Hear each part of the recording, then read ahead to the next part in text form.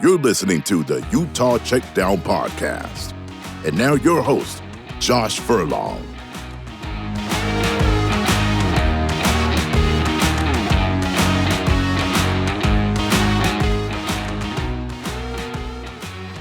Welcome back to another edition of the Utah Checkdown podcast. I am Josh Furlong, and as always, I am happy to be back with you again.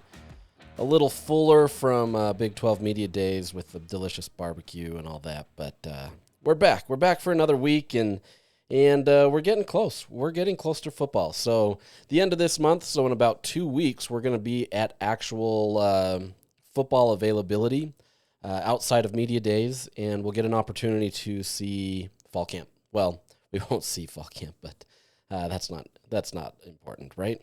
You guys don't need to know that. We will get to talk to players. How about that? Is that a better understanding of this? Anyways, football's close. It's something like 47 days till Utah kicks off, so we're in the home stretch. Still have quite a while, but we're getting close. So we're going to just jump into it today. So today we have a little bit of an update on some recruiting news that I think Utah fans will be pretty happy about. And then some changes in college football. That's very brief. And then a recap of my time in Texas for Big 12 Media Days. So we'll hit that. So before we get into that, let me tell you about our partners, Canyon View Credit Union. At Canyon View Credit Union, it's on the house. Close a mortgage and get a free appraisal up to $600. To learn more details or apply, visit canyonviewcu.com. Simple and sweet right there, right?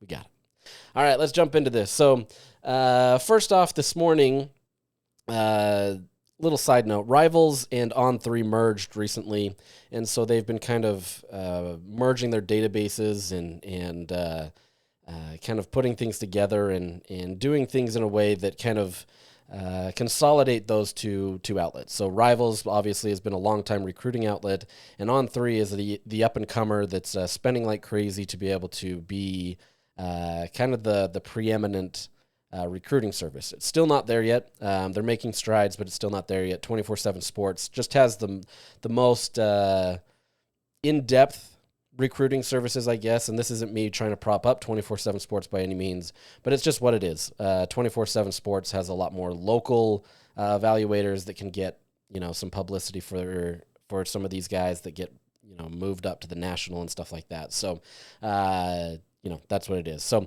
these two have merged. The reason I'm bringing that up is because as part of their latest adjustments to rankings and everything, and I'm sure we're still going to see some stuff there. Really curious to see how they kind of blend this together. But as part of that, Kelvin Obot, Utah's highest rated recruit this year, 4-star offensive tackle, the number one player from Idaho, obviously a great offensive tackle that is expected to, be the heir apparent, so to speak, for Spencer Fano and Caleb Lomu, assuming that they go to the NFL. He gets a jump up to a 5-star, according to Rivals and On3. So a big opportunity for Utah. That's essentially, assuming that everything stays and everything goes on that way, this would be Utah's first 5-star commit. It's not the consensus by any means. He's still a 4-star consensus. 24/7 Sports and ESPN and whatever other ones that they evaluate as part of this still have him as a high 4-star. But there's potential that he could be even bumped up to those 5 stars in those respective services. So really, really great opportunity for Utah to get their first 5-star. It makes sense that it's an offensive lineman. Everybody was looking at Felix Ojo as kind of that guy. By all accounts, it sounds like Kelvin Obot is probably a little bit more mature, and Utah feels like that they've got the right choice. And some of that, is people that are trying to say things based on not landing Felix Ojo. But if you believe Rivals, Kelvin Obot is actually ranked higher than Felix Ojo now. He is the number 7th rated player overall. This is not in their consensus. This is their actual ratings. And he's the number 2 player at his position. The number 1 player in the country is an offensive tackle. So he's missing out on that. But the fact that you have him as the number 7 overall player in the country shows kind of his talent. And Utah's really excited to be able to have him. So if, everything stays and everything goes well, that obviously bodes well for Utah. Like I said, He's a 4-star consensus in all these recruiting ratings, the 24/7 Sports Composite, the Rivals, composite, whatever you want to call these. He's still that. But I wouldn't at all be surprised, assuming that he has a solid season, that he gets a bump up, or he's flirting with a 5th star on some of these other services. Either way, he is a 5-star according to one service, and that is Utah's first. So Utah gets its first 5-star, and goes well for them. Speaking of another player that could potentially get bumped up to a 5-star, and that's Celesi Moa, the number 1 recruit out of the state of Utah. He's the athlete that can play on both sides of the ball. Obviously is being recruited as a wide receiver, but can be played on the other side of the ball as well. And Utah has definitely expressed interest there. Everything is leading to Celesi Moa committing to Utah. All of the, whether it's crystal balls or their projections or whatever that may be from these different recruiting services, they've all got Moa coming to Utah. Everybody that I've talked to says that this is the consensus as well. That's not to say things can't change last minute, but there's belief that Moa is committing to Utah.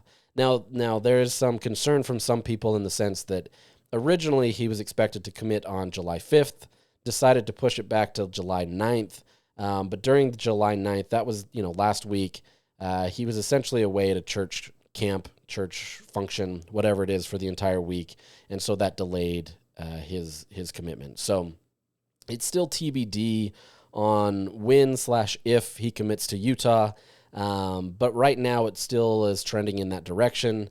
That would obviously be a big opportunity for Utah again to be able to get the number 1 kid from the state of Utah. Utah has really grown in their recruiting in college football over the years, and is being seen as one of the better states out west, right? You obviously have California that's going to be the top, but Utah, according to some of these reports out there, is pushing Arizona, and some of these others that have been a little bit more competitive. So that bodes well for Utah to be able to have another player that would be highly ranked. Like I said, he's according to Rivals on On3, he's actually rated the 46th player overall. And like I said, would be a potential 5-star athlete. It doesn't really matter if he's there or not. I think Utah feels like they get a lot out of him and are excited for what he could be. So maybe by the time you're listening to this podcast, maybe he has committed, maybe not. But it's still TBD, and things so far seem to be heading in the right direction for him. So obviously getting the OBOT jump to a 5-star is good for the recruiting rankings and such. Getting Moa to commit would absolutely benefit them a ton. That would move Utah into the top 30, maybe even a little bit higher now that OBOT has gotten a little bit of a bump. So good recruiting opportunity for Utah, especially given the last two years that they've had. The on-field product hasn't been great, and so the fact that Utah was able to get the products that they have has been good. So recruiting is going to continue to change, and it's going to continue to evolve. The relationship with the transfer portal and recruits is always going to be an interesting dynamic that, we'll see what these coaching staffs continue to evaluate as the better target. You can take the Deion Sanders approach and say there's not really a huge benefit to be able to recruit high school players because most of them aren't going to start their first year. Obviously, the top tier guys are going to have the most potential, and you can get them in your program and contribute quickly. But a lot of these other guys lower in that recruiting class, most likely, and not always, most likely you're going to have them sit on the roster for a year, and there's a potential that they transfer out the next year, and you basically just coached up other teams' players. And so there's the belief that some of these rosters are going to continue to shrink in terms of recruiting, and there's just going to be a huge emphasis on the transfer portal. I don't know that the transfer portal, in terms of going heavily in there, has been a big boon to teams. Obviously, teams have had success. You could look at Arizona State and being able to remake their roster in a quicker timeline than what you would normally expect for a team that was just at the bottom of the barrel. But I think it's not quite proven to the level where coaches are going to just only emphasize transfers. So there's still going to be a benefit there. and like I said, the benefit of having some of these top tier players is you expect them to contribute early. So obviously Obot, we talked about Celesi Moa. If he commits to Utah, would obviously be a big piece that Utah would hit or want to hit initially. You've got the Pula twins that Utah feels really good about contributing early, and other players. So there's that. Just an interesting side note before we get to Big 12 Media Day recap is over the weekend, there was a lot of posturing, positioning related to NIL and kind of how teams are expected to go. So if you may remember, the NIL Go is essentially the College Sports Commission's enforcement arm of the NIL era now under this House settlement. So essentially, this NIL Go committee will evaluate the NIL deals, sponsored or not sponsored, but handled by Deloitte, and they're going to look to see if it is a true value or essentially what it's supposed to be, right? This is true NIL, and it's not just pay for play. Well, as part of this, there was a memo that was sent out that essentially really took a shot at collectives. It made it so that collectives, outside of maybe a very few instances, were basically marked as not having the NIL weight that it needs to, right? And so most of these collective deals were being denied. And the language that was written was essentially that these collectives aren't going to be seen as a viable NIL revenue stream, right? Which clearly frustrates a lot of these schools who have been operating with collectives, and it's a frustrating situation all around because things keep changing, right? But there's lawsuits filed. There's a lot of different things going on to that. So as it stands right now, Deloitte is going to be rejecting a lot of these collective deals, which will be interesting for schools like Texas Tech, who are just loading up a ton of their resources to these players. It was funny at Media Days, their billionaire that's financing basically all of this was taking interviews with the media and talking about everything. So it's pretty unabashed trying to go out there and buy players, but there's a real possibility that some of these things change. So on one hand, it allows for more consistency in true NIL, but on the other hand, this is going to get fought in the courts, and once again, it's probably going to be seen as a restriction of fair trade or fair wages. I'm curious to see how this battle will go, but as it stands, collectives are kind of in a pinch. So that could hurt a lot of teams out there who are relying heavily on collective funds. But it is what it is. This is the ongoing nature. I say college football. The last few years is like building a plane as you're flying it, and they're trying to piece it together and hoping not to crash. I'd say there's been some close calls, but they're trying to build this plane as they're flying it, and it's not going as well. So we'll see what happens. I don't want to get hung up on that a lot, but I know there's I hear this a lot from fans that they're really frustrated with the NIL side of it, right? And maybe it's just an easy punching bag because, some don't understand it. Some just hear it, and it's this catch-all buzzword that is just like, oh, yeah, NIL is a terrible thing, right? By and large, I actually think it's a good thing, but I think you have to have some handles on it. And so I think, people are going to be paying attention to this, but there's just so much negative publicity around it that it's hard to actually get to the true point of it. So we'll see. We'll see what happens. As it stands, football is coming back in about, 45, 50 days. We actually get week 0, so what is that, 40 days or so. We're close. So that'll be on everybody's minds, and then we'll get back into the transfer portal, NIL, and all that kind of drama later. So let's jump into Big 12 Media Days. And before we get to that, I have to address the Texas barbecue scene. And look, this isn't original. This isn't something that you're coming to my podcast and being like, you know what? I didn't know about this. The Texas barbecue is obviously great. This year I've been to Kansas City and I've been to Texas, and I'm willing to say that Texas has the upper hand. I do love the barbecue in Kansas City. Obviously, the big debate is Kansas City or Kansas barbecue, Texas barbecue. You could go South Carolina. That's more mustardy based, but barbecue's barbecue to some extent. I love to smoke my own meats, and I think I'm a pretty good smoker. But man, when you go to a true Texas barbecue house, man, you get humbled fast. Man, these places are delicious. So Terry Black's has always been my barbecue joint out in Texas. I went there in Austin a couple years ago when we were there for the Baylor trip, and was hands down my favorite. Now, it's been 2 years since I've had them, but I decided to go with Hutchins Barbecue out there in Frisco. We went as Utah Media, so me, Bartle, Sammy Mora, and Joe Coles decided to go hit it up, and it was a consensus favorite. It was delicious. Got the brisket.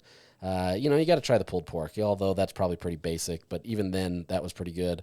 But the still of the day was the Texas Twinkie. And if you don't know what the Texas Twinkie is, it's essentially a jalapeno popper, but it's stuffed with cream cheese and brisket and other stuff, and then wrapped with another layer of brisket and then cooked delicious goodness. So that was phenomenal, and I don't know that I've had anything like it. So the barbecue scene remains at peak form. Yes, it's expensive, but 100% worth it, and it's now inspired me to want to be an even better smoker. We'll see. We'll see if I can get there.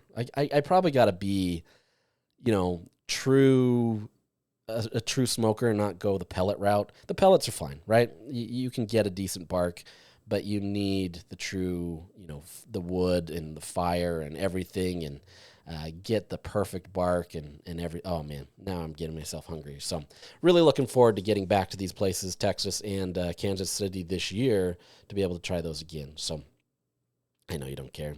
I'm bragging about barbecue, and maybe you don't like barbecue. That's your problem. You should like barbecue. All right, let's start with vibes check. Big 12 media days in general are they're interesting, right? Because there's not a ton that's going to come out of it. Every single team feels like that they've made improvement. Every single team feels good about where they are at, or at least that's what they're publicly saying, right? There's definitely some teams. I would argue Oklahoma State probably doesn't understand what it has. I think Mike Gundy had said that maybe not a majority, but a lot of the players that have transferred into his program he hasn't even seen yet in terms of true practices. So there's a lot of these guys that have come after spring camp. It's a tough situation. So maybe not every program, but I would say by and large, most programs are going to say that they feel good, right? And, the conference commissioner, Brett Yormark, he's going to go out there and say that everything's good for the conference. And so there's, media days are what they are. Years past, you had the Pac-12 and Big 12 taking shots at each other as they were both trying to survive. Obviously, the Big 12 won that one. It is what it is. But this year, the vibes for Brett Yormark were much more confident and relaxed, I would say. He seemed like he had a better handle of what being a conference commissioner is all about. This is his third year. The first few years a couple years were marred by a lot of drama related to conference realignment and keeping the Big 12 alive and all that kind of stuff. This time, there wasn't any of that. There wasn't any of the problems there. There was a lot of just consistency and bragging about the conference. The biggest phrase that he used is he's doubling down. Everything was a double down, right? So there was a double down on just the strength of the conference. He continued to lean in on the Big 12 has the deepest conference in college football. You can argue with that whichever way you want. I think he essentially sees the deepest conference in terms of parity. Others, I would say, outside of the conference see it as a conference that is just mid, right? In the sense that there's not one elite team out there that can really step up and compete with the rest of the teams in the country. You just have a bunch of teams that are kind of getting overlooked. And I'll get to that in just a second. Actually, let's jump into that now. So, there were some questions related to that about, the parity of the conference. He leans in heavily on the Big 12 has a ton of parity. And he's not wrong, right? Like, you go through the Big 12 preseason polls that anybody wants to put out there. I put it out there last week and tried to look at it and say, which team is going to come out on top, and it's a crapshoot, right? You could roll a dice and probably be more effective at trying to pick a team that's going to win the conference. And so I think there's a real emphasis on there being parity in this conference and leaning into that. But Yormark gave some interesting comments about how parity is the jumping off point, right? This is the point where they're happy that they have a ton of teams that are competitive. You want to be able to have that. You don't want to go and add all these teams. What is it? They added 8 teams, lost 2 into this conference and have a bunch of crappy teams, right? You're obviously bringing in 4 teams a couple years ago that were coming up from the group of 5 level. You then brought in 4 new teams last year who were already at the Power 5/Power 4 now level and making that jump. But you don't know if your league is going to be able to contend. With the transfer portal, that obviously changed some things. But, the whole point there is they wanted parity to make sure that they had a conference that was going to be viable. That by itself, has been met, I would say. There's a real consensus that the Big 12 is here to stay. Obviously, there's still the ongoing threats of the Big 10 and the SEC and just kind of the quote-unquote elite level of football that's out there. But the Big 12 feels confident of where they're at. They feel like they have a great opportunity. Yormark believes that they're going to get multiple teams in the college football playoff, whatever you want to go with that. But as part of that parity talk, he said he truly believes that for the Big 12 to be better, there have to be, quote, certain teams that need to be elite. Now, the biggest question, I put this on Twitter, look, the biggest question is who are these certain teams that he views? And I don't know if he has ones in mind. It may just very much so be, the cream will rise to the top type situation where as long as there's some teams that get out there, those are those certain teams. But I wouldn't be surprised if there's some teams out there that he is viewing as kind of the ones he wants to be elite. Now, I don't know if you gave him a truth serum if he would tell you that, but he kind of tipped his hand a little bit in the sense that he said these are some of the teams that have had the most consistency over the years or have been at the top of the conversation. Now, whether Utah is that team, one of those teams remains to be seen, right?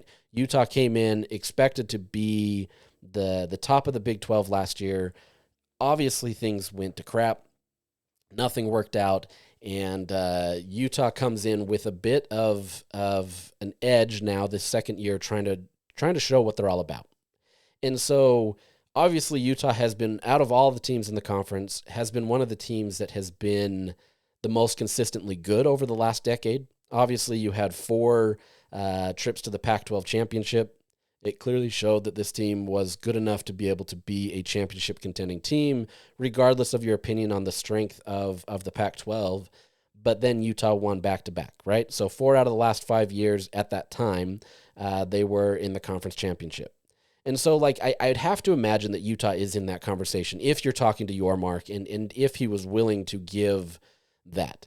Now, I don't know if he cares that Utah is elite, but I do think that there is the desire to be able to have teams that are elite, right? You need the Oklahomas, you need the Texas to be able to come in there and be able to change the conversation about the Big 12.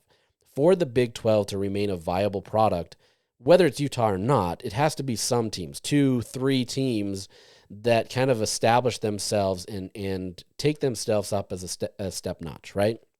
You've got to be able to be on par with a lot of the teams in the country and viewed that way. Now, you could argue that there were some teams last year, whether that be BYU, Kansas State, Iowa State, Colorado for a stretch, that was getting a lot of publicity in the AP Top 25 or college football playoff rankings. They were getting in that conversation. The problem is there wasn't a lot of staying power, right? Some of these aren't always in there. Some of these teams are, hit or miss. What the conversation would be in 5 years, I would assume, is that you want teams that are consistently ranking in the top 25 and being competitive, right? And then being able to just stay there, have that staying power, win bowl games, that kind of stuff. And that's tricky, right? Like it's not an easy situation to be able to have that. But you do need that as a conference to be able to say, okay, like you're a viable conference. You can tout parity and you can tout all that, but like I said, the ongoing conversations that's going to happen is that this is a conference that can't figure itself out, right? Obviously, there's a lot of people that are excited about it. They love the parity. They love being able to tout that it's anybody's game in the Big 12. But at the end of the day, especially from a national media perspective, they're going to focus on the teams that are going to be elite. And you're already facing an uphill battle by facing the Big Ten and the SEC. And so if you don't have a team that is in that conversation year in and year out, it's going to be a challenge. Now, there's definitely some teams positioned to be there, right? Texas Tech is spending more money than they can ever think of to be able to try to be one of those teams. It has to work on the field, and it hasn't yet, but we'll see. Kansas State, Iowa State, BYU, I'm missing some, Baylor. Some of these teams have been in that conversation. BYU's a little bit more new compared to kind of some of those other teams, but some of these teams have been in the conversation for being ranked consistently, that kind of stuff. And so you need to continue that, but you need to start separating. You need to start seeing yourself as that. Part of the problems that the Pac-12 had years ago was some of that parity, right? That the bottom of the league just wasn't good, but at the same time, the top of the league just wasn't as elite as some of the others, right? And so that was a knock against the Pac-12. Pac-12 had other issues in the sense that they didn't market themselves well. They didn't do things to position themselves well. It wasn't later until the end of the Pac-12 where they started to really emphasize football over anything else, but it was too little too late. Among many other things, and that's not it. But I think, as long as your mark emphasizes football as the staying power and then pushes to be able to get these elite teams, that's going to help the Big 12 more than probably anything. You got to win on the playoffs. You've got to do these things. And yes, Arizona State was close, but once again was viewed as kind of this conversation about not deserving maybe the spot, a number 4 spot, and all that kind of stuff. So as part of that, Yormark talked about not having a preseason poll, and whether your feelings of the preseason poll are good or bad, I don't really care. It's just simply a look at kind of how people view your team going into the season. Yormark said that he felt like it hurt Arizona State. That's the team that he pointed out. You could argue that it hurt BYU. You could argue that it hurt some other programs. These were 2 teams that were picked at the bottom, and they obviously rose to the top. Arizona State being the top of that, where they won the conference. Look, I don't know that a preseason poll can hurt anybody. When he said it, I was kind of like, really? Like, that doesn't make any sense. The longer it went on, and there was some further questions that kind of got to the heart of it, and even then, it's still of a stretch.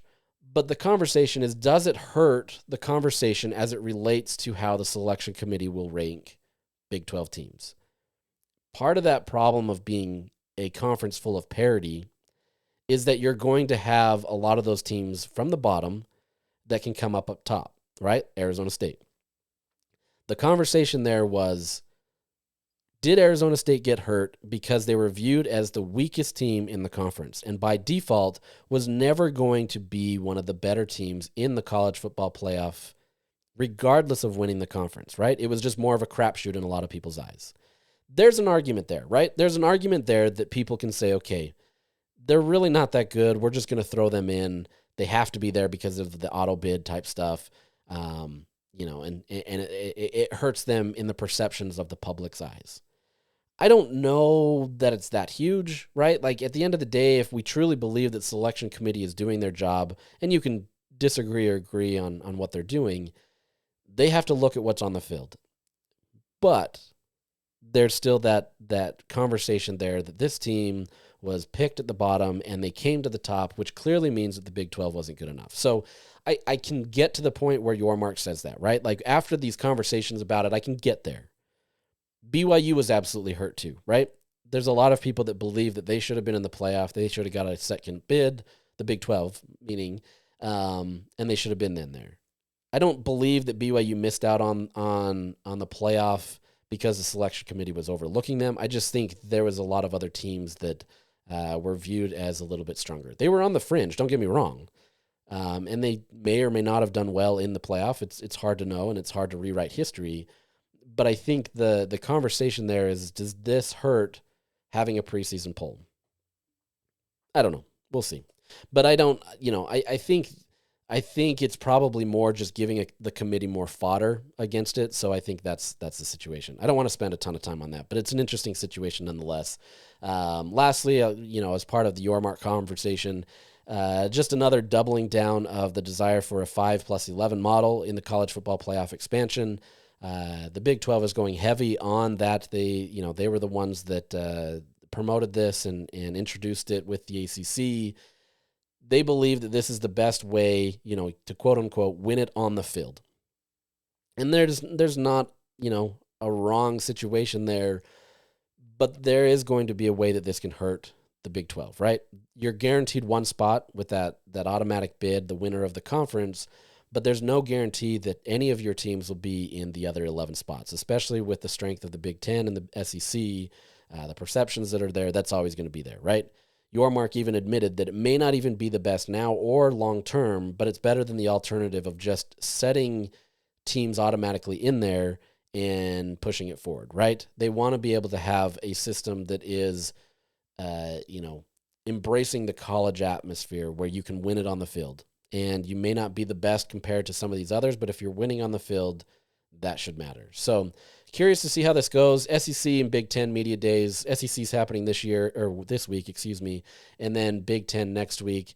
There's going to be a huge emphasis on this conversation. It's a distraction in some respects, right? Like, it is what it is. Regardless, the Big 12 always is going to have an uphill battle on trying to secure as many bids to the Big 12 or to the playoffs. Now, they have to do it on the field. Regardless, they still have to do it on the field. So, we'll see what happens, but I don't want to bog us down anymore on that because we're going a little long already on that.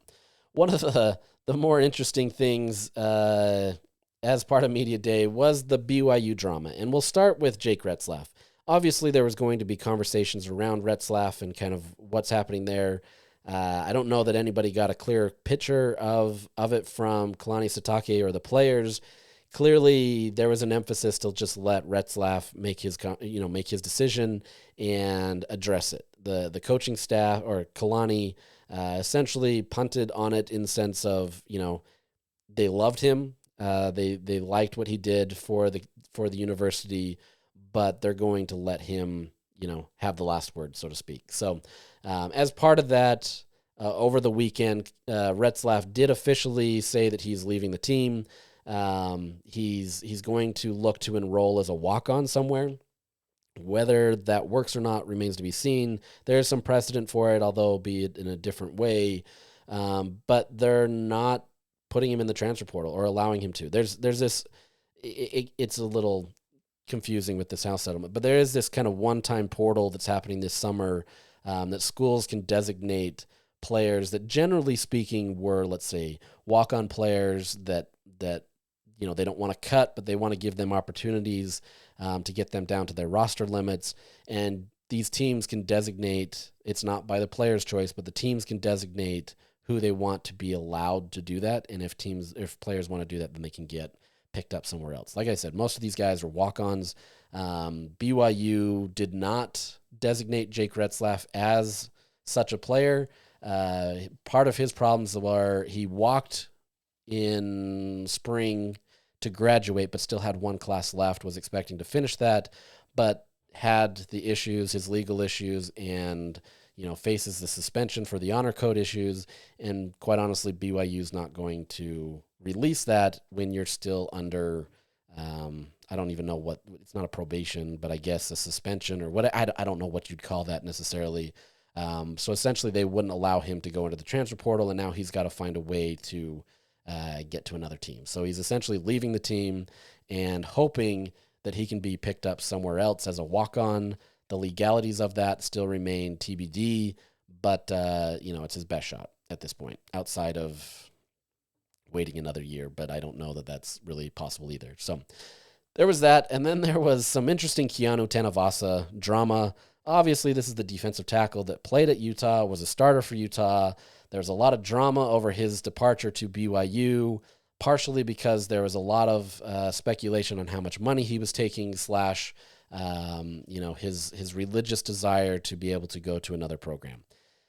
All of these kind of get confused about a player that, he didn't help himself in the sense that, he added to the drama by going out and talking about all these things.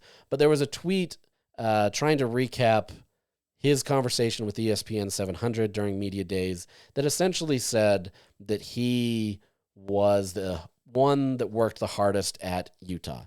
Now, look, I saw the tweet. I generally don't just retweet this kind of stuff because I want to see it before I do it, but I fell victim to it as I was in the middle of Big 12 media days and kind of just gave the eyebrow emoji, just kind of like, wow, that's quite the quote.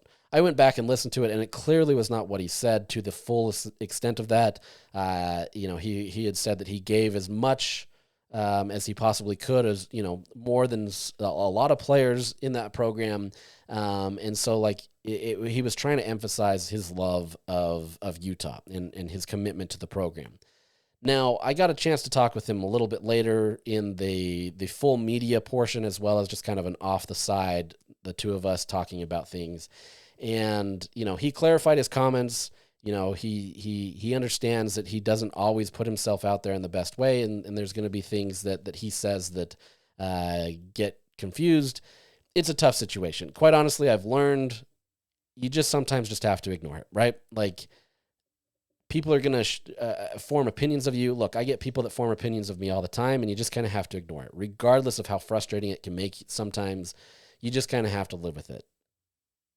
That hasn't always been the case here.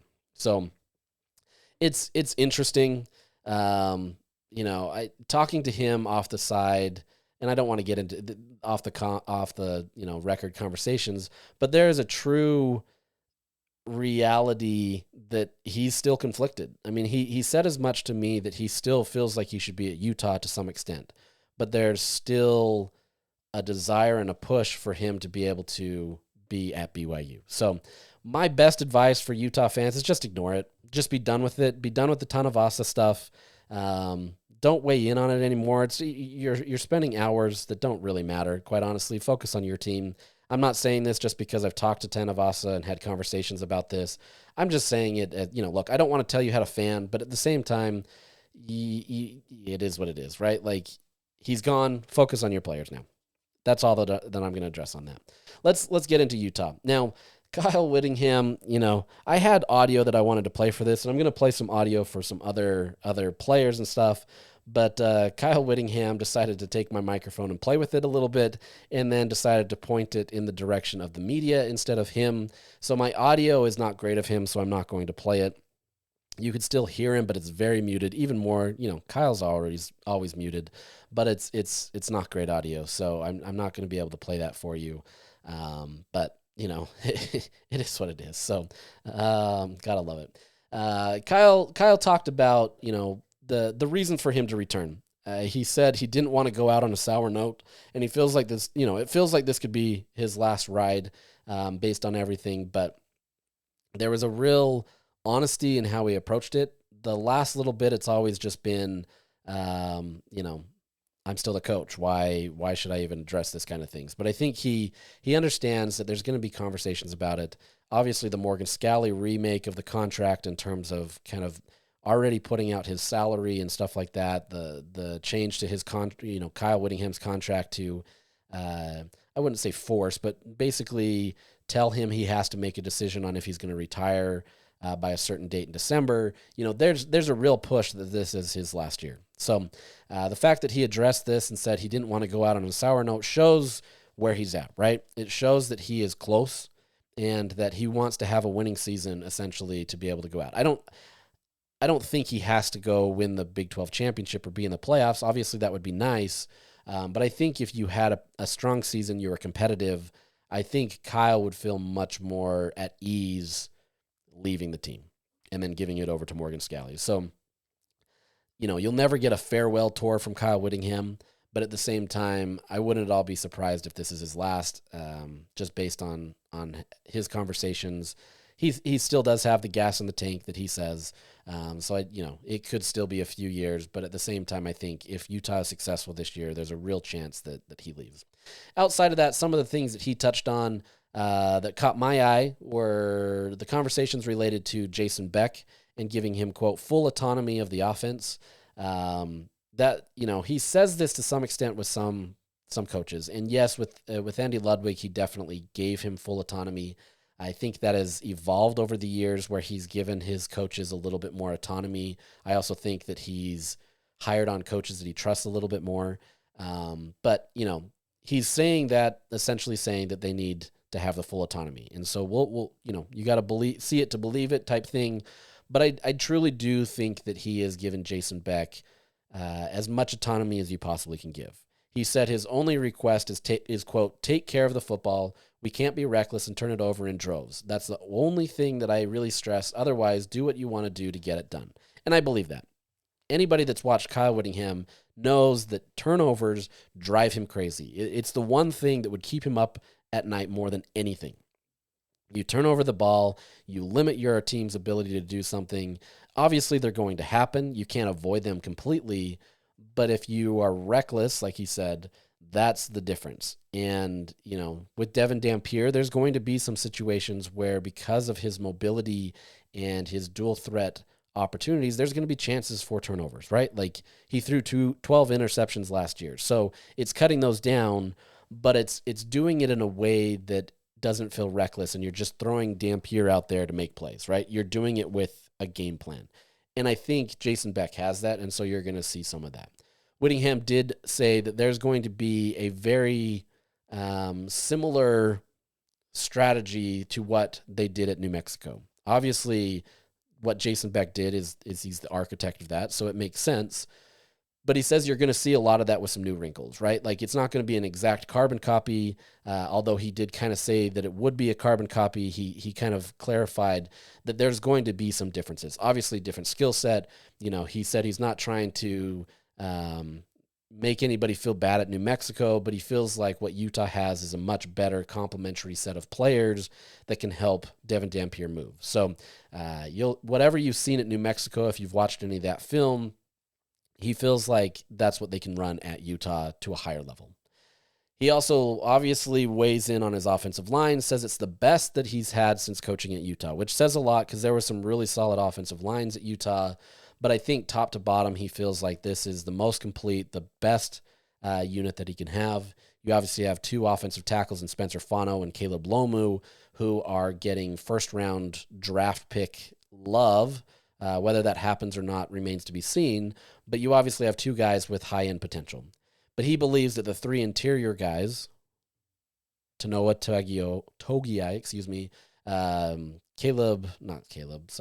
Kump, and Michael Mokofisi, he believes that those three also have potential to be drafted. Not nearly as high, but he believes that the three interior linemen have potential to be drafted as well. So there's a real possibility, he believes, that the five starters can all be drafted next year, which would be pretty remarkable for Utah. It just also shows, how difficult the next year is going to be without those guys if they all decide to leave. And those three interior linemen, I believe, have to leave based on eligibility. The two outside, Spencer and Caleb, they could come back another year. With that offensive line, obviously that's the engine that makes it run. Kyle believes that there's anything that you can do with that offensive line for good reason. But part of that is that it's going to make a better run game. And he believes that Wayshawn Parker can be the guy. He can be the guy that can do better than what he did at Washington State.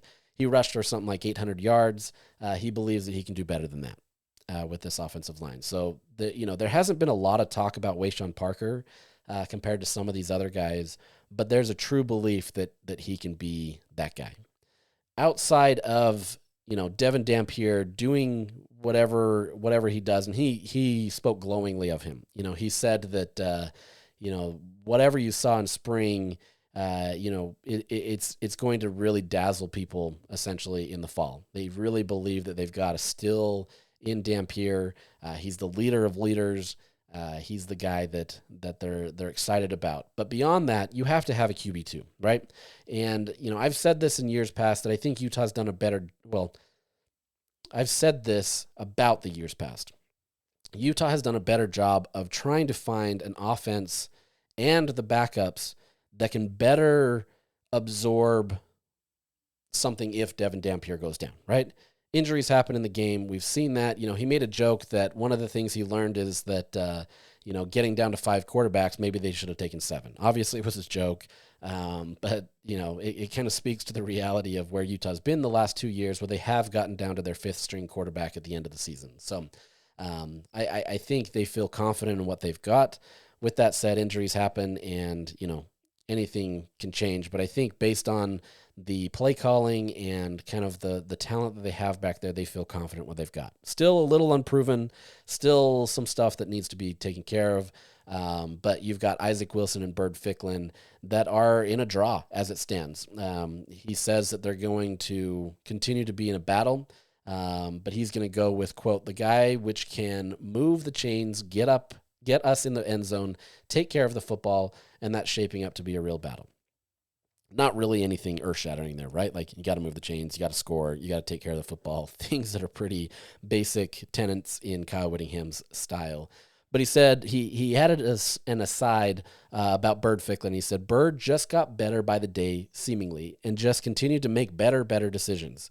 His athleticism showed up more and more, and by the end of spring ball, he and Isaac were in a heated battle for the backup, and that will continue through fall camp. Bird Ficklin has added a good amount of weight over the offseason, good weight, and has all the momentum going into this year to be a guy that can be Devin Dampier's backup. It remains to be seen if that's the direction Utah will go. Utah will always default to the guy that they feel has the best opportunity, regardless of his years in the program. And so if Bird Ficklin is that guy, he's going to be the number 2 guy. Now, I know that can scare people based on what happened with Isaac Wilson. Having a guy come in there as the number 2 guy who is a true freshman is tough, right? And I've documented it many times about how challenging that can be for a true freshman to step up and be the guy. But I'm not saying that anything could change this year, but I think the offense that Jason Beck runs would be heavily suited to Bird Ficklin.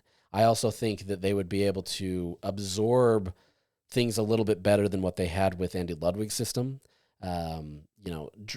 As a freshman, you're drinking out of a fire hose, but with Isaac Wilson, he was drinking out of like 2 fire hoses last year based on having an offensive coordinator that is a brilliant mind, but he has an incredibly tough offensive playbook.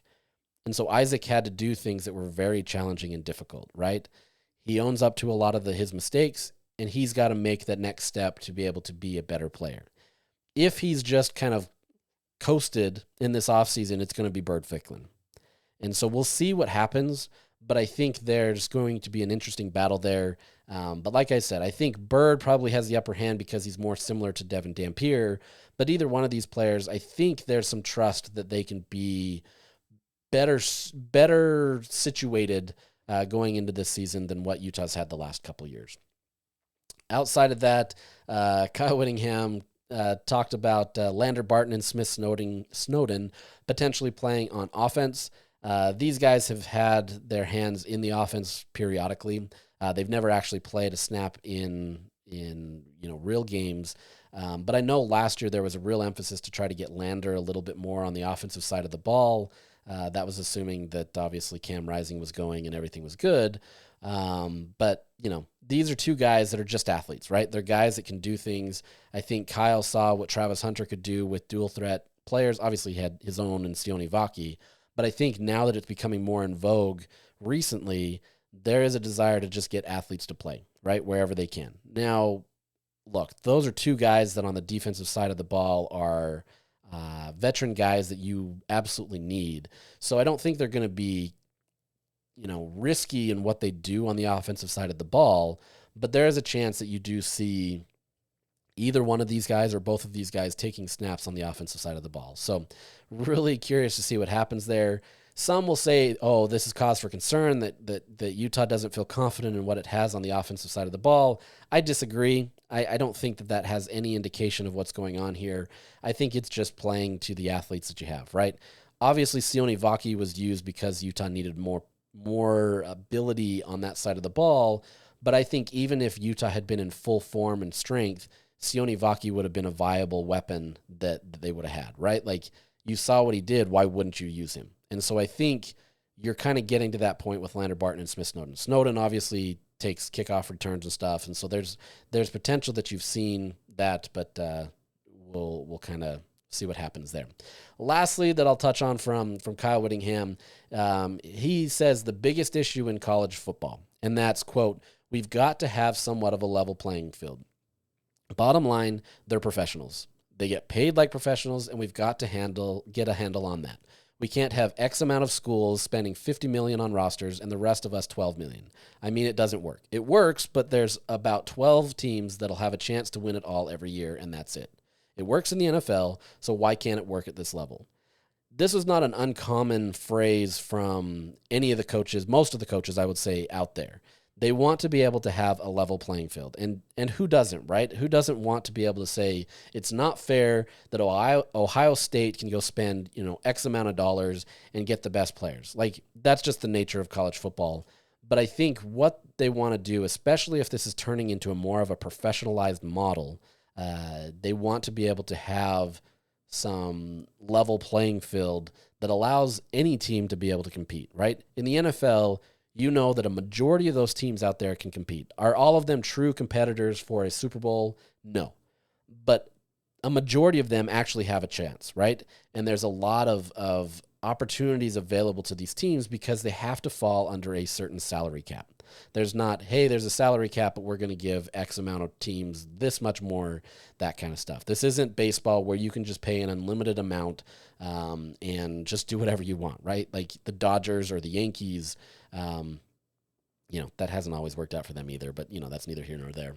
But you've got a lot of coaches that want to see a level playing field. So really curious to see the emphasis there.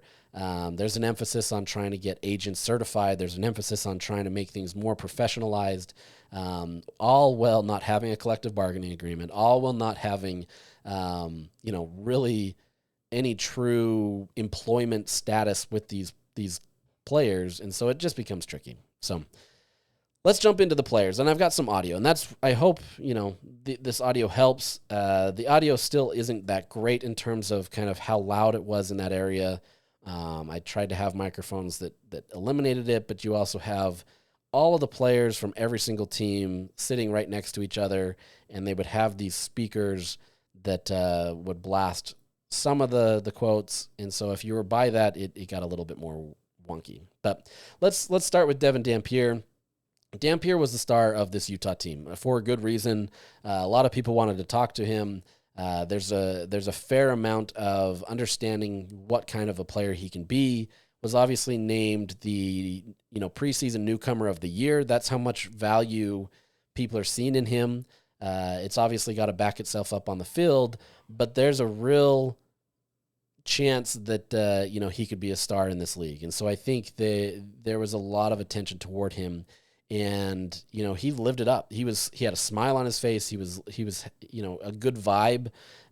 He really just kind of showed, what the difference of this team can be with him under center and just being the leader of the team. So let me play you some audio here of him talking about his leadership style. And I think this kind of shows the point of why so many people have embraced him. It's not just because he's the quarterback, and I'll also play some audio about that, but he embraces it in a way that is genuine and also is just, the true leader where he just brings excitement and enthusiasm. So here's him talking about his leadership style. My leadership style is, it's big on, let me demonstrate it first. I hate to be the guy to, come in and just start talking and telling people what to do. That's not me.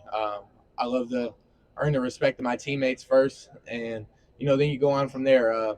And just my leader style is uplifting and getting on people.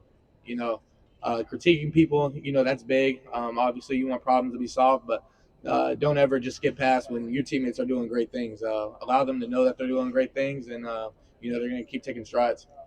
And I really believe that that's how he approaches it. From the spring periods that we were able to watch to how he interacts with the players on both sides of the ball, he really is a guy that just is your best friend, right? And it sounds crazy that would be such a big factor in today's football, but that's the reality of the difference with what Utah has right now. Cam Rising was obviously that guy for Utah, especially those first few years, where he just brought a different energy and attitude to the program, where the vibes were great because you felt like Cam was always going to be on your side. And obviously injuries derailed that and everything. But when things were going good, everybody rallied around Cam Rising. That's what you're seeing with Devin Dampier. Not only is he a phenomenal athlete on the field, but you're getting a guy that is truly a leader in the way that he is just kind of, he exudes this confidence. And so even if you may have doubts in your ability on the field, he's going to lift you up and be there, right? Like you said, he's going to talk these guys up and get them to their best ability, but he's also going to critique them, right? Like he's got to be able to be a leader that gives action. You can't just tell everybody that they're great, because then nobody gets better. And so I think you're getting a great balance of a guy who comes in there that works hard. He shows it first. He's not trying to say, hey, I'm the quarterback, so I'm the leader. He's coming in there and showing, hey, I'm going to work hard, but also, hey, let's work on this, and you're a great guy, that kind of stuff. And I think that bodes really well for everybody. Everybody that talks about him gets a huge smile on their face. You could talk to somebody on the defensive side of the ball and you say, what's your relationship like with Devin Dampier? And they suddenly get a smile on their face. That's the difference maker with him. This isn't forced. This isn't him, saying I'm the quarterback and I have to be the leader. It's him showcasing it. And so it's really been an impressive situation to see. I think a lot of the changes in the vibes of the team have been related to that. Lander Barton talked about how there's just a completely different vibe around this team, and he can't even place it, but it's special, he says. This is one of those things where he feels like there's something different, something brewing with this team. Now, look, any team can say stuff like that, but I genuinely believe that this team feels that, especially with how down the team was last year. This is a completely different situation. And quite honestly, like, some of these players, like Lander Barton, for example, last year didn't want to talk to anybody. Obviously, he was coming off of injury, and I'll get to that in a second. But in the season, it was such a trying season that trying to talk to the media just was a chore, right? And at Big 12 Media Days, he was completely different. He was open, he was excited, he was laughing, he was having fun with everybody. I even joked with him after because, in years past, he hasn't really wanted to talk to media as much. I said, okay, you're done. You're good. You don't have to deal with this anymore. And he's like, no, this is great. This is fun. And it was like a huge change for me to kind of recognize who he is now. He's truly believed in the vibe shift of this team, and he's feeling it, right? Like these guys, I talked about it in spring. There's a true, genuine vibe change with this team. Devin isn't the only guy. There's obviously a lot of coaches and a lot of players that add to that. But I think Devin is kind of the guy that is the face of this, that is just continually pushing that positive spin and getting the vibes to be good. We don't need to hamper on that too much. But looking at, the biggest knock against Dampier is that, okay, he did it in New Mexico. Can he do it against Power 4 competition? And he addresses this a little bit in this conversation, and you got to listen to his answer to understand what he's saying. Yeah, for sure. I would say, there's a big difference in practices. Practices, I thought just the offense was always doing good at New Mexico. You know what I mean? But coming here, I mean, you're going against top of the league. Utah's always been known for their defense. So the fact that I get to go against that every day, I realized that I've gotten better since these past 6 months. So it's a grind, and It cut off a little bit there, but at New Mexico, like he said, he felt confident about who he could be because in practices, the offense was churning. And look, they were, right? Like they ranked number 4 in the country for a reason. They did really well. The biggest problem is that defense just wasn't on par with what the offense was able to do. And so New Mexico lost a lot of games simply because their defense wasn't able to match their offensive output. But his point there is that by going against Pac-12, what the heck? The big Power 4 competition, with Utah's defense, is it naturally makes him better. It would be real easy to come in there in spring and say, okay, I got this, and go out there and think that you can do everything. But there's a little humility there, right? Where this defense can show him, like, you're not there. right? Like, we've got to lift you up. And that's not to say that Dampier wasn't at a high level. He obviously competed against some P4 competition last year against Auburn. There's some film out there you can go watch about him scrambling and shaking and doing everything. But now he understands that there's another level that he has to unlock. There's still things that he has to do to limit, turnovers. He's got to have a higher completion percentage. But I think being able to go against that competition absolutely prepares him to be best. You can look at some of these players that have made that transition, whether it be Bo Nix or Michael Penix Jr., and you can argue that they came from other P4 levels. Cam Ward, you can say, Incarnate Word before he came to Washington State and then to Miami. There's a jump, right? You've got guys that are making jumps and doing different things, but going up against solid defenses is going to help prepare you for that, right? There's not many defenses that are going to be on par with Utah in the Big 12. They aren't. There's good defenses, don't get me wrong, but Utah obviously has a blend of aggression and talent that allows any competing quarterback to go against them and get better. And so I think he truly believes that by going against this competition, he can compete, right? And I think he's going to be, talented that way. Now let's get one more on Dampier is Lander Barton talking about what makes Dampier just a leader. Yeah, I mean, everyone expects the quarterback to be a vocal leader, and I think Devin embraces that. He doesn't shy away. He doesn't back down. He steps up and he takes control of the offense. I mean, in practice on the defensive side, you can hear him calling stuff out, taking control. So that's promising to see. And he's got a little stuff to him. Like, he'll talk some crap, and we like that. I mean, some fire is never bad. So, I mean, he just has embraced the entire role. And he has. He's embraced it. He's talking trash to the defensive side of the ball and trying to back it up, but he's just being a guy that many have said has, quote, the it factor, right? And you can say whatever that is, but I think there's great opportunities there in what he has. So, don't want to tout Devin Dampier too much until he shows it on the field, but I think there's a real belief that, they've got a good one on their hands. They can do what they need to, and he's going to be a big focal point of that. Now, with that, there's been one conversation about the offensive side of the ball where the wide receivers may be the weakest link, right? And we don't know that yet. They brought in a lot of people from the transfer portal and have some guys hold over, but I don't know that Devin necessarily feels that. And here's his conversation about his connection with the wide receivers. Yeah, the receiver room is great. We're doing player-led practices, and I ain't got to worry about any of them not showing up. If I set a time and I tell them to be somewhere, they're going to be there. So just to have that as a group that I can trust that they want to get better, that's all you can ask for. And I think that's going to translate on the field too, right? He's demanding a lot of these guys, right?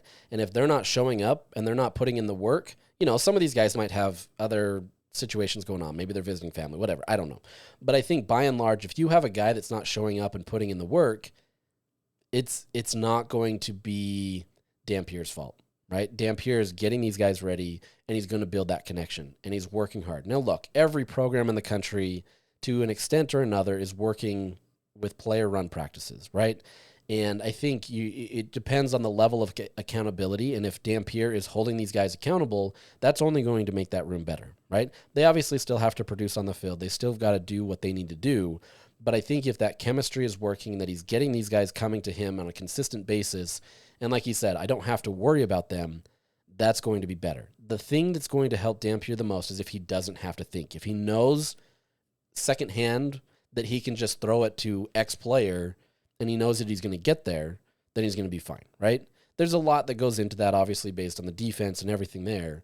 But if he feels confident in that, I think you're going to see some big things. So really curious to see how that translates in the fall. Once fall practices go, are we going to be talking about the wide receivers making a jump, or is there going to be conversations that Kyle Whittingham tells us about, they still need to separate or whatever it may be?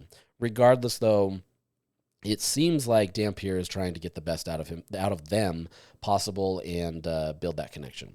Now, a few more things before I end. I don't want to go too long on this, but Spencer Fano obviously is getting a ton of attention. He's the guy that everybody's looking to as the star of Utah where he could potentially be a top, pick in the NFL draft next year. Many have him as a consensus top 10 pick. He could be lower than that, whatever it is. Even if you're a first-round pick, doesn't really matter. But there's a lot of movement towards having him as a top pick next year. And so there's a lot of pressure, so to speak, on him to be able to deliver this year. But talking about the pressure, Spencer, he seems to be confident while also recognizing it, but not letting it kind of dictate who he is. I don't get the sense from him that he's so worried about the pressure. I think he just does what he does. And so you get that in his answer, which is right here. I feel like there is a little pressure there, but I feel like it's not that much. It's just I know what I have to do, and I feel like there's not a lot of pressure just because I know this is the situation that I've always wanted to be in. So if I've prayed to be in this chair, to be in this moment, why would I stress about it? Which I think is such a mature response from Fano, right? Like, if this is where I want to be, if I feel like I can be an NFL caliber player and be at the top of my game, why would I have pressure? Why would I stress about it, right? He takes a lot of pride in his craft. He works really hard. I think it really frustrated him the very first game last year where he allowed a sack. Didn't allow one after that, by the way. But he takes pride in that, and he wants to be able to be the guy that can live up to those expectations. So yes, there's going to be a ton of pressure or opportunities available to him, but he's seeing that as just living up to his potential, which I really, really liked. Lastly, I'm just going to end on this Smith Snowden conversation. So Smith Snowden, talked a lot about his reason to stay at Utah. As you may remember, there was a lot of conversations in both transfer portal periods in the December one and then right after fall camp or spring camp, that he was going to transfer, and there was going to be some conversations about getting a lot of money or just being able to be wherever. He didn't back down from people or from saying that people approached him, that they had agents or some other people reaching out to him. But at the same time, he also gave an answer as to why he decided to stay at Utah. I think the ultimate thing that led me to stay was just the brotherhood that I had made here and the relationships. It's really been the biggest part of since I've been to Utah, man. Just building relationships with obviously Lander, these guys right here, and just everyone on the team, man. It's a really family-orientated program, and that's something that Coach Witt and Coach Scally and now Coach Beck have really continued to enforce on us. Just don't get confused. Don't be selfish. Know that you have a team, and teams win championships, not players, right? So that's another great mature answer from another player on Utah, right? It's all about the team. It's not about you. Now, look, these guys have to think about themselves, right? Like, they have to think of what's the best opportunity available to them. I wouldn't be surprised if Utah didn't have the roster that it did now if he wouldn't have thought twice, right? He wants to go make the best ability, or he wants to go to a place that can be the best for him, right? And so obviously Utah has done really well at sending defensive backs to the league, but if this year was expected to be a down year, do you want to be on a team like that? I don't know. And so I think it's like he said, don't be selfish. Look at what you've got. Could he go chase money? Yeah, absolutely. I'm fairly confident that he could have been paid higher elsewhere. He is handsomely paid, but at the same time, there's a chance that he could have been paid a larger dollar amount at maybe still even a contender. But I think his point there is don't be selfish, right? That's not a knock on any player that does enter the transfer portal for any other reason. That was just his reason, right? And that's why he gave the answer that he did, is because that's how he feels. He feels like that's why he wanted to stay there. It's a brotherhood, like he said, and he wanted to be at Utah. So really, really interesting stuff at Big 12 Media Days. It's not earth-shattering by any means. It's one of those things where you're just getting the intro. You're getting the intro to what football can be. But we're going to get close to that.